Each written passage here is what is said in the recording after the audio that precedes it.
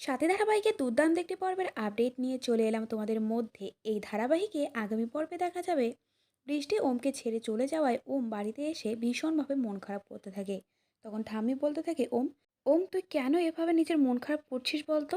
আর তাছাড়া তুই কি জানিস, তুই যখন বাড়িতে ছিলি না তখন আমি আর বৌমা বাবা ওমকারানন্দর কাছে গিয়েছিলাম। উনি বলেছেন তুই আর বৃষ্টি আবারও এক হবি, তোরা আবারও একসঙ্গে থাকবি।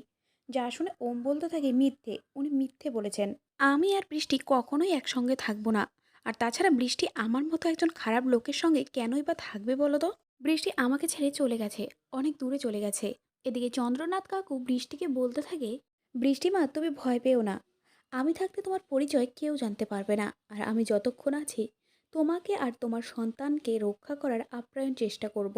আসলে বৃষ্টি ভীষণই খুশি হয়ে যায়, সে বলতে থাকে আমার নিশ্চয়ই এটা গত জন্মের ফল, যে কারণে তোমাদের মতো মানুষজনকে আমি আমার সাথে পাচ্ছি। তো বন্ধুরা, তোমরা কি মনে করছো চন্দ্রনাথ কাকুকে পারবে বৃষ্টির সন্তানকে উমের বাবার হাত থেকে বাঁচাতে?